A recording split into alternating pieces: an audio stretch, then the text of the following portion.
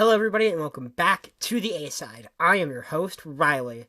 And we did it, everybody. We've made it to the end of another year. Everyone give yourselves a big pat on the back for making it through 2022 on our way to 2023 in just a short few days.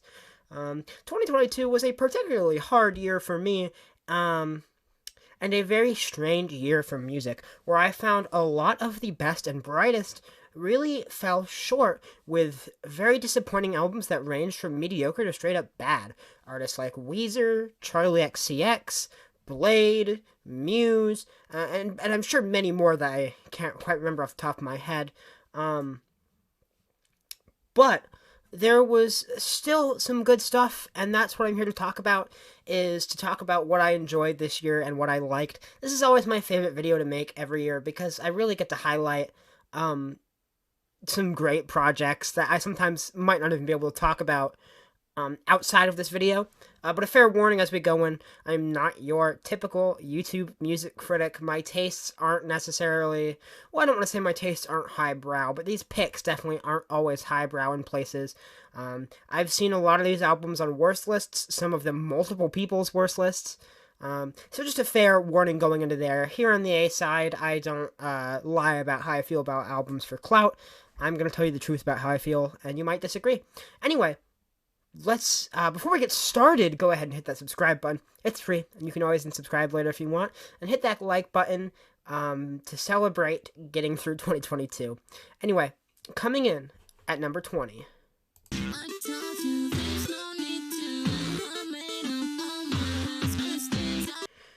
Yumi by Naomi is the first of a few hyperpop and hyperpop adjacent projects on this list.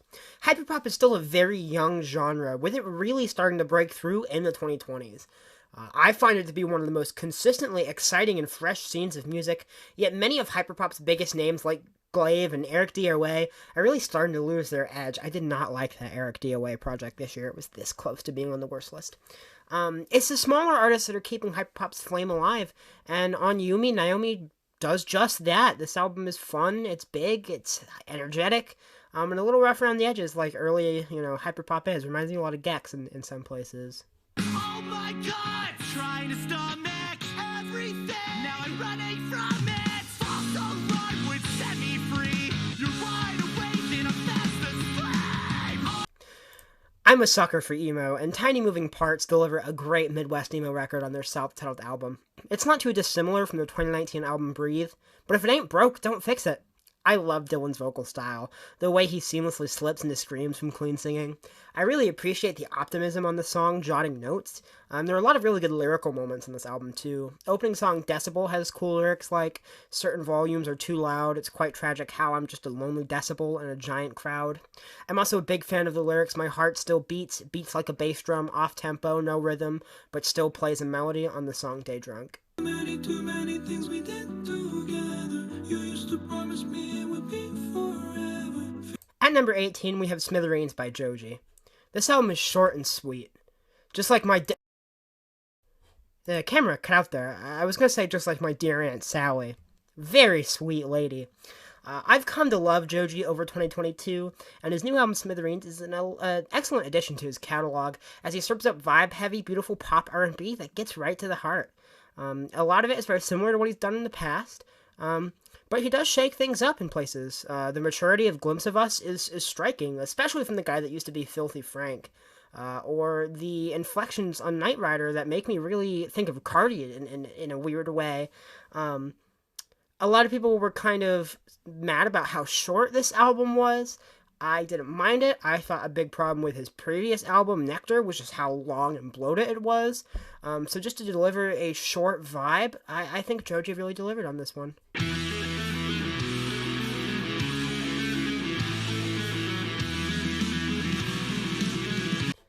At number 17, we have Collection 2 by Missing Since Monday. Missing Since Monday is a small pop-punk band you may remember me mentioning in my Best of 2021 video. 2022 was a surprisingly light year on pop-punk. We got that Knuckle Puck EP, which was alright. The State Champs album was kind of mid. And we got Machine Gun Kelly, who I didn't hate that album, but a lot of people did. But besides that, nothing's really coming to mind.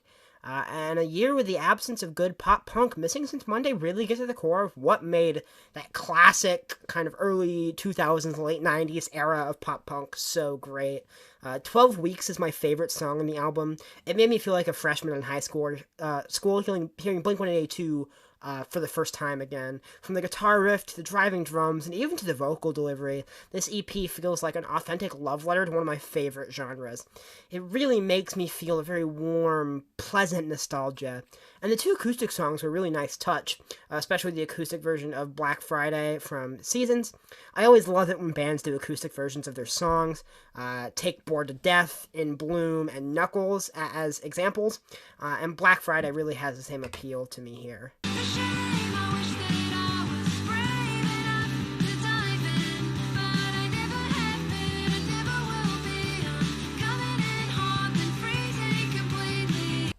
Expert in a Dying Field is an excellent power pop album that serves as a great pick-me-up on sad days. This one really resonated with me and made me feel better when I was really down. I love Liz's vocals too. Her New Zealand accent is so cute. Call me.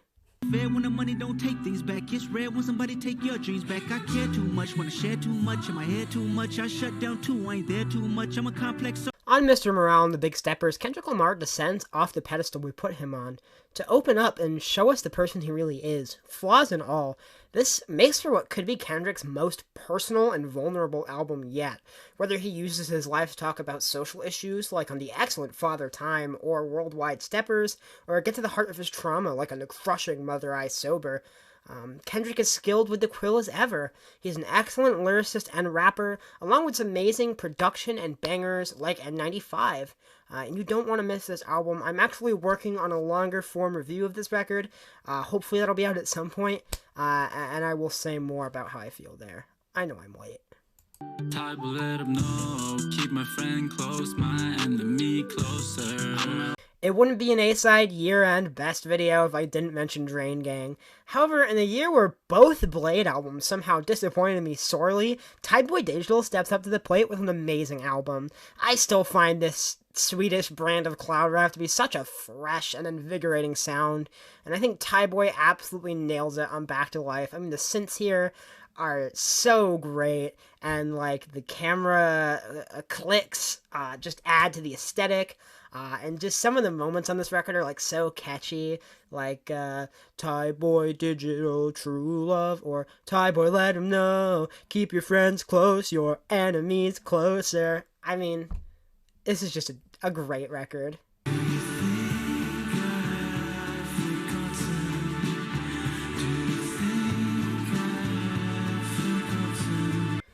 At number 13 is Being Funny in a Foreign Language by the 1975.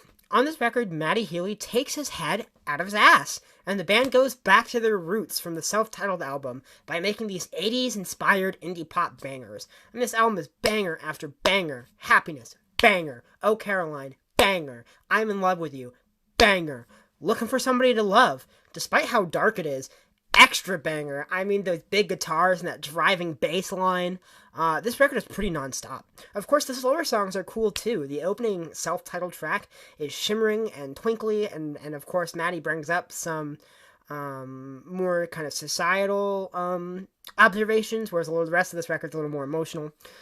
Part of the Band is probably tied as my favorite song on the record. It has beautiful strings, and the chorus really subverts your expectations in a really cool way by becoming even softer than the verses. And I'd be remiss if I didn't mention the dreamy washed out About You, the dense ode to an old love never forgotten.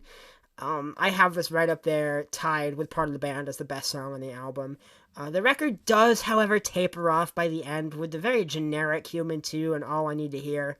I used to like Wintering, but it's worn very thin on me. However, this record is great regardless. I do think the definitive way to hear Being Funny in a Foreign Language is live. I saw the 1975 in November, and it was hands down the best concert I've ever been to, even topping Green Day. I sobbed, like, uncontrollably during About You, and a couple older songs as well. Robbers, Love It If We Made It, Sex.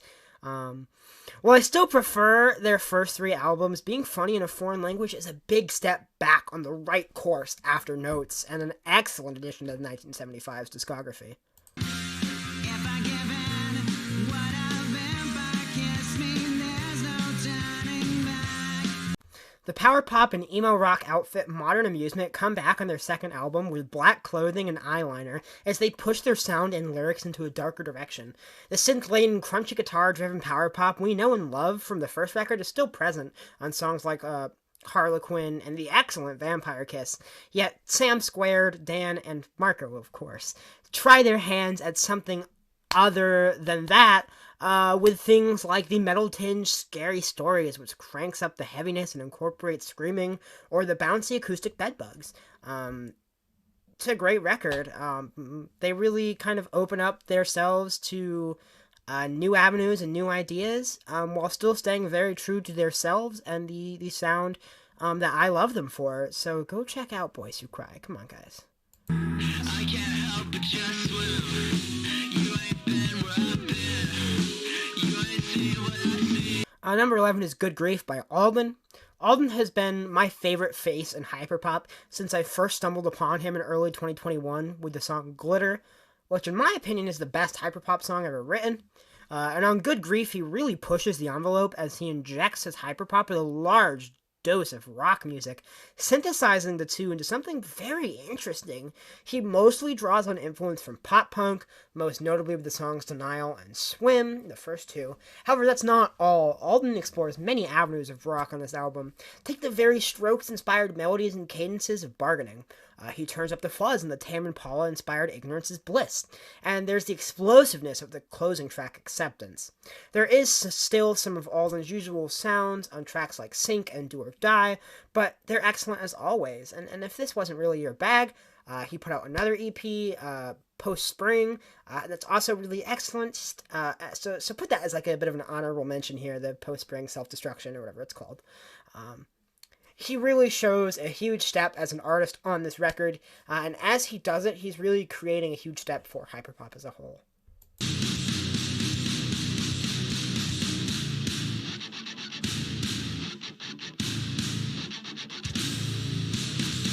hooks! The hooks! How about a mint? The hooks! The hooks! Can you make that to go? You don't know how lucky you are. The hooks!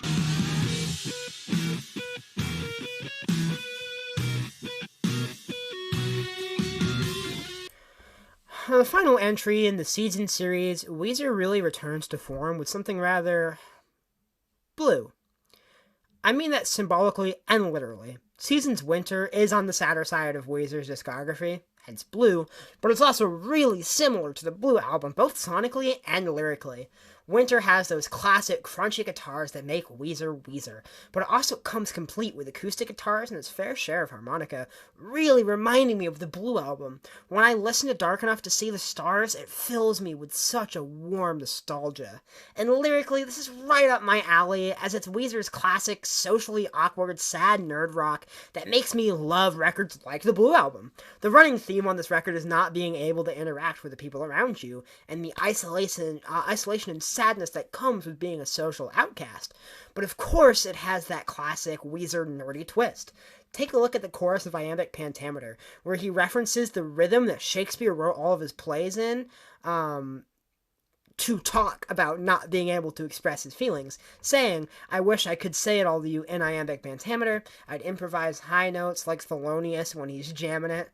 Basketball is similar, as he equates not being able to play basketball to not being able to fit in and be effective in social situations. My favorite song on the record is The One That Got Away. The middle section has some of my favorite guitar work on a Weezer song in such a long time, topping anything that was on Van Weezer. I'm glad Seasons ended on such a high note. Come to think about it, it's all in my head. Fuel tank blink, it's been running in the red. Praying for a green light, we can stay ahead. Nothing else seems right, you know what I said. Quadeca bears his soul, and I didn't mean to haunt you, as he writes from the perspective of a ghost to portray feelings of loneliness. This concept is spot on, as when you are truly lonely, you start to feel like a ghost. You start to feel disconnected from the world. The hazy, dreamlike sound of this album is a perfect audio representation of that liminal feeling that comes with that disconnect, feeling alone, like no one knows who you are, no one knows you're there, no one listens. You start to get that kind of disconnect and disassociation, and I think the sound of this record really portrays that. This album is beautiful. It's layered and dense. It can be rough around the edges in some spots, but that only adds to its charm. For a YouTuber to make a piece of high art with such intense emotion and tight concept is truly amazing. P.S. Sorry for Dying is one of the best openers of the year. If you're feeling down, I just wanna make you happier, babe. At number 7 is Harry's House by Harry Styles. Harry Styles is among my favorite mainstream pop stars because he shows genuine artistry, and on Harry's House it's no exception. Be warned, this is a soft boy album, but it's a record I mesh with. I love the sound of this album. It's just so pleasant to listen to, a true treat for the ears. And Harry's vocal performance is amazing on this album, whether it's the soft serenade of Matilda or when he shoots for the stars on Satellite. Literally, that song is so like interstellar and galactic. The latter of which is one of my favorite moments on the album. He crafts pop perfection on Late Night Talking with some infectious melodies. Grape Juice harkens back to 70s soft rock and AM radio for a soft but sweet time. Daylight has this really cool swing to it. Cinema has a cool, sensual vibe. Daydream is accompanied by a choir of horns. And as I mentioned, Satellite shows the most experimentation as it takes on this dreamy interstellar vibe. And Harry really pushes his vocals to a new soaring height. However, my favorite song on the record is As It Was. The song is a really touching observation of the present in relation to the past. Harry wishes things could be like they were with a girl, but he knows it will never be the same again after everything that's happened. And then he uses that same frame of reference to discuss like the idea of divorced parents and how his family will never be the same as it was. It's a touching song that really touched me personally. It's a top contender for Song of the Year, not quite number 1. Definitely like top 5 though. That's another reason why I love this album. In a year where so many records just felt hollow and vapid, especially in pop music, you can tell that Harry really cared about this music and was really genuine in the emotion that was put on this album.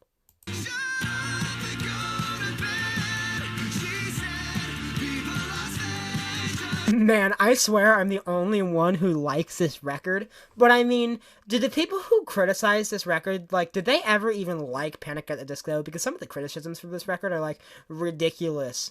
Brendan Urie is too much of a ham and is doing too much vocally. You mean like he has since forever? It's way too theatric and theater kiddie. Yeah, it's Panic at the Disco, of course it is.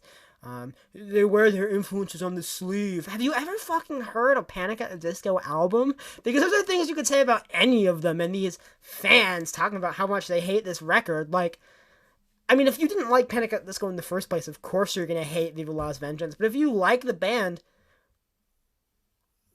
how can you say this is garbage and listen to something like Pretty Odd, which is an amazing record, but, like, it's definitely theater kiddie, like, it's a theater kid record.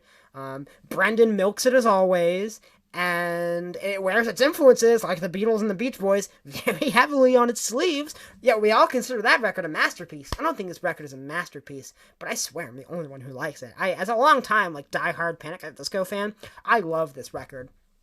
On Viva Las Vengeance, Brendan Urie shoots for the stars, and sometimes he misses, but more often he finds himself among the constellations. Brendan, along with producer Jake Sinclair and collaborator Mike Viola, bring Panic at the Disco into a classic rock-inspired direction. Not only in instrumentation, but in technique. This entire album was recorded to analog tape, and it really gives a great sound that's really greatly missing in the modern sphere. The songs on this record are huge and theatrical, but they also capture the catchy pop sensibilities Panic has had since the beginning. Brendan's dark humor was not lost on this record either. The glorious return of rock guitars aside, there's also an excellent orchestra section on this record that really helps with the bombastic sound it's going for. You've got classic Panic at the Disco songs like Viva Las Vengeance, which is my favorite song of the year, and Say It Louder, which slaps so hard, taking me right back to the bonus songs on Vices and Virtues. The Beach Boys inspired 60s pop Something About Maggie is great, the extremely catchy middle of a breakup, the melodically excellent Local God, the ever-fun banger Sugar Shoker, and the Baroque circus fever dream that is Sad Clown. Haters gonna hate, but this record is one I constantly had tons of fun with this year. What's wrong with me? I count to 3. I screwed it up to the Judas tree. Seasons Autumn was a real treat to listen to as a ride or die Weezer fan. This record is Weezer doing what everyone wants and going back to the 90s, making some of their best tunes since White. Can't Dance, Don't Ask Me being my favorite. The synths just make me so happy. Get Off on the Pain is my other favorite, being the darkest and most Pinkerton-esque song Weezer has made since Pinkerton, with lyrics like I screwed it up to the Judas tree. Bible lore here. After betraying Jesus, Judas hangs himself. Run Raven Run is an excellent closer, fitting right in with the other Weezer closers like Only in Dreams and Endless Bummer. And this song is so uplifting and hopeful. It's not all classic Weezer, but the songs that experiment work here too. I especially like the very pretty Should She Stay or Should She Go, with its blissful backing vocals, and What Happens After You is an absolute banger. Out of the Seasons projects, Autumn is the best at inserting the classical elements and Vivaldi. Unlike Spring or Summer, it rarely comes off as tacky here. Although I wrote this before Winter came out, and I would say Winter probably is pretty tied with that, but I still do think Autumn is my favorite of the seasons and is a Weezer classic. Formation displays of affection fly over. I throw back. At number 4 is The Car by Arctic Monkeys. The Car's Arctic Monkeys at their most lush and lavish. This album is beautiful with its excellent string work. Alex Turner really sells things here too. His vocal performance is so suave and cool. He just drips with cool throughout the entirety of this record. I want to take this time to point out some of my favorite moments on the record. I love I Ain't Quite Where I Think I Am, with its shimmering strings. I'm especially fond of the Eyes Roll Back segment. The complete awe of Sculptures of Anything Goes brought me to tears the first time I heard it. Go watch my reaction to this album to see that, although like 1,000 of you did, oh my god. And Body Paint hits an amazing peak by the end in a moment I can only describe as pure musical bliss. Furthermore, this record sounds amazing on vinyl, like, so good, like, way better than it does digitally. I highly recommend it as a pickup. Please make yourself comfortable. We're gonna be here for a while. At number 3, we have There There 3 by There There There. Like I said earlier, I'm a sucker for emo and Midwest emo, and this album does some really cool stuff. First off and foremost, Matthew Frank lays down some genuinely exceptional guitar work throughout this record. Like, it's really good. Along those lines, this record has some really interesting shifts in rhythms and time signatures, like a mid-song.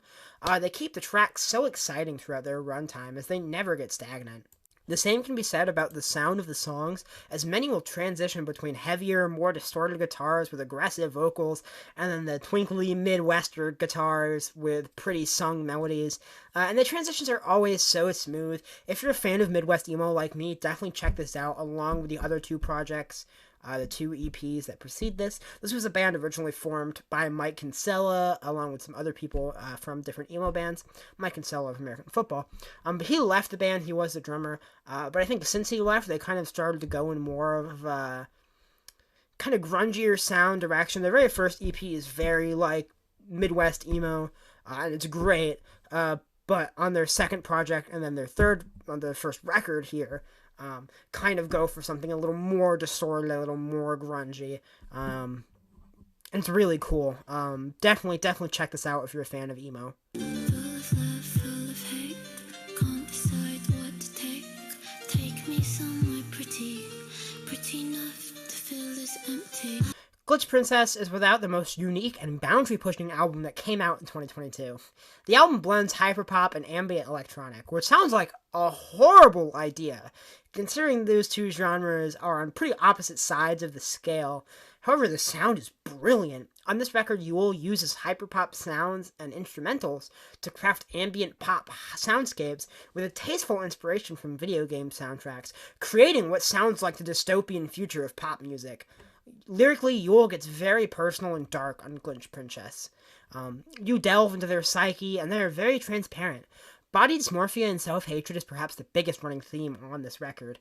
This gives way to my favorite song on this record, which is Don't Be So Hard on Your Own Beauty, which lifts lyrics from a journal entry they wrote as a kid about their appearance. And modern Yule responds with uplifting commentary saying, don't be so hard on your own beauty. The song's melody is very simple, yet effective, with some acoustic guitar and twinkly piano. The record delves into their trauma, with a song like Flowers Are Dead, which is this cold, icy sounding song, where Yule discusses how love is something they associate with pain. It's something they dread.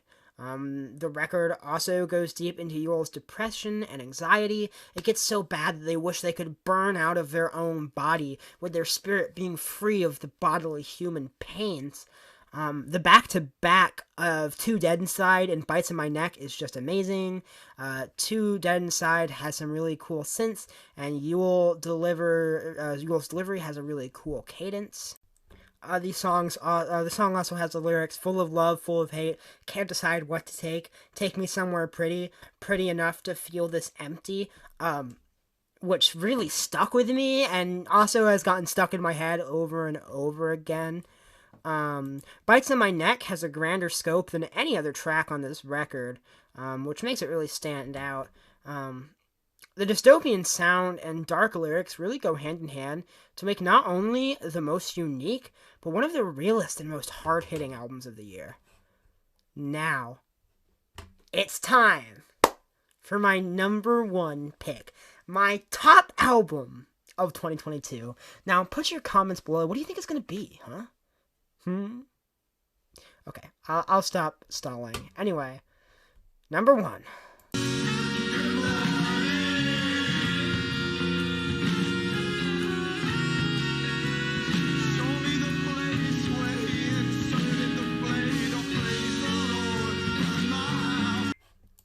To probably no one's surprise, my favorite album of 2022 is the sophomore album by Black Country New Road. Ants From Up There. On this theatrical post-punk album, we see Black Country really open their sound and bring new instruments and elements into their music. The band were already no stranger to sax, but they bring in pianos, flutes, strings, and even fiddle. The tone has changed significantly as well from the debut. For the first time, had this really brooding feel to it, whereas Ants From Up There has a more sorrowful feeling. Ants From Up There is a breakup album, and it's one of the most emotionally potent records I've ever heard. It's beautifully written. Take the song Good Will Hunting, for example. It's about Isaac's ex hurting him, yet despite the things she's done to him, he will always love and be there for her and hold her in a special place in his heart. But obviously he didn't say that. He says, and if we're on a burning starship, the escape pod's filled with your friends, your childhood film photos, there's no room for me to go. Oh, I'd wait there, float with the wreckage, fashion a long sword, traverse the Milky Way, trying to get home to you, and bring some piece of the stars. That imagery is gorgeous. Bread Song uses toast crumbs left over in a bed as a metaphor for the things that remind you of your ex. Everyone points to clothes or basketball shoes as the kind of climax of the album. Well, I think that song is incredible. It's the place where he inserted the blade that hits me the hardest. 9 times out of 10, this song will leave tears in my eyes. The song spins the narrative of feeling lost without a lover, not even being able to pay attention to something like a cooking tutorial video. There's another layer added on as it mentions the girl's other ex that had left trauma on her. The song is just so beautiful and heartbreaking, and it helps that of all the songs on this record, it's the fullest sounding, as the flute, sax, piano, guitar, bass, and strings weave a gorgeous sound that is equally as hard-hitting as the lyrics. Ants From Up Here hits me in the deepest part of my heart, and really kamikazes my emotions. This is the only 10 in 2022, and there's no doubt that it's my album of the year. And that's it. We made it to the end, guys. Those are my top 20 favorite albums of 2022. Obviously, I didn't hear everything. And obviously, this is my opinion. If there is an album I missed, let me know. If you hated one of these albums, or you think it should have been higher, let me know. Let me know what your favorite albums of the year were. Just leave whatever you want in the comments. I'm interested to hear what you guys thought of this year and what your guys' favorite records are. And my God, this channel grew so much this year. I think I started this year with less than 200 subscribers, and now I'm like well on my way to 500. I think I have like 427 right now, which is crazy. So just thank you so much for all the support and the views and the nice words or the mean words, because I think it's funny too when you guys are mean to me.